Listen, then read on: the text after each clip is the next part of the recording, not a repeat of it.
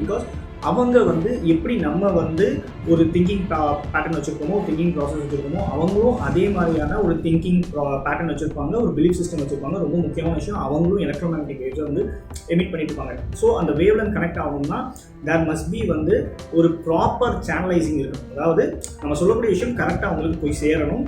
அப்படி இல்லைன்னா மேக்ஸிமம் அது வந்துட்டு மர்ஜ் ஆகாமல் போகிறதுக்கு நிறைய வாய்ப்பு இருக்குது. ஸோ ஃபர்ஸ்ட் ஆஃப் ஆல் நம்ம புரிஞ்சுக்கணும் நம்மளுடைய கோல் என்ன. ஸோ வி மஸ்ட் பி கிளாரிட்டியாக இருக்கணும். நம்மளுடைய கோல் எது, நம்மளுடைய விஷன் எதுங்கிறது நம்ம கிளாரிட்டியாக இருக்கணும், கிளியராக இருக்கணும்.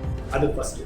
ஸோ அதை தொடர்ந்து கிராட்டிடியூட். ஸோ கிராட்டிடியூட் வந்து லா ஆஃப் அட்ராக்ஷன் வந்து கோச்சாக பண்ணிட்டு இருக்கிற எல்லாருமே சொல்கிற விஷயம் வந்து நம்ம வந்து கிராட்டிடியூடை வந்து ஒரு பெரிய விஷயமா பார்க்கணும் லா ஆஃப் அட்ராக்ஷனில். பிகாஸ் கிராட்டிடியூட் மீன்ஸ் லாட் அப்படின்னா நம்ம இருக்கக்கூடிய, தட் இஸ் நம்ம இப்போ ஒரு அட்ராக்ட் பண்ணக்கூடிய லெவலுக்கு போகணும் அப்படின்னா நம்ம ஆல்ரெடி நம்மள்கிட்ட இருக்கக்கூடிய விஷயங்களில் ஃபோக்கஸ் பண்ணி அதுக்கு ஒரு கிராட்டிடியூட் தரணும். பிகாஸ் நம்ம ஆல்ரெடி நிறைய விஷயங்கள் நம்மள்கிட்ட இருக்குது. ஹெல்த் வைஸாகவும் பார்க்கலாம், இல்லை ஃபினான்ஸ் வைஸாகவும் எதுவாக இருந்தாலும் சரி, வி ஹேவ் சம்திங். ஸோ அதுக்கு நம்ம நன்றி செலுத்திட்டு, ஸோ கிராட்டிடியூடாக இருக்கும் பட்சத்தில் நம்ம எப்படி மாறும் அப்படின்னா நம்மளுடைய மைண்ட் செட் எப்படி மாறும், I am already having something, so I am good for that, I am already well blessed. So இந்த ஸ்டேட் ஆஃப் மைண்டில் நீங்கள் இருக்கும்போது இதை விட நீங்கள் எதிர்பார்க்குற விஷயத்தை பெஸ்ட்டாக அவங்களால அடைய முடியும்.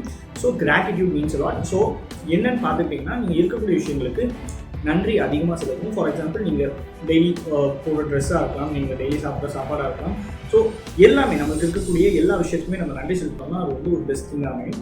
ஸோ அதை தொடர்ந்து பார்த்துக்கிட்டிங்கன்னா இப்போ going deep into law of attraction techniques. So இப்போ பார்த்துக்கிட்டிங்கன்னா இதெல்லாம் பேசிக். ஸோ நன்றி செலுத்துறது நம்மளுடைய விஷயங்களுக்கு இருக்கலாம் பேசிக்ஸ். பட் இதை விட இன்னும் கொஞ்சம் டீப்பாக நெக்ஸ்ட் லெவல் போகும்போது அஃபர்மேஷன்ஸ். ஸோ அஃபர்மேஷன்ஸ்னால் என்ன?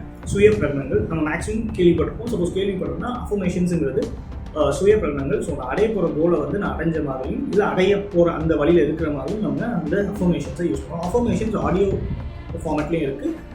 சில பேர் அஃபர்மேஷன்ஸை எழுதவும் செய்வாங்க. என்னை பொறுத்து கேட்டிங்கன்னா அஃபர்மேஷன்ஸ் வந்து கேட்குறது பெஸ்ட்டு. என்னை பொறுத்த வரைக்கும் ஆடியோ ஃபார்மேட்டில் நீங்கள் எழுதவும் செய்யலாம், அது தவிர. பட் எழுதும்போது டைம் கன்சியூமாக இருக்கும். பட் எழுதுறதுக்கான எஃபெக்ட் எப்பவுமே அதிகம். But you can go for audio format. Because நீங்கள் எழுதணும் அப்படின்னா நீங்கள் கிராட்டிடியூட் எழுதலாம். பிகாஸ் நம்ம ஆல்ரெடி கிராட்டிடியூட் நன்றி செலுத்தணும்னு சொன்னீங்க. ஸோ நான் வந்து அஃபர்மேஷன்ஸ் எழுதுறேன் அப்படின்னு சொன்னீங்கன்னா நீங்கள் இன்ஸ்டெட் அஃபர்மேஷன்ஸ் ஆடியோ ஃபார்மேட்டை கன்வெர்ட் பண்ணிவிட்டு you can go for gratitude as writing process.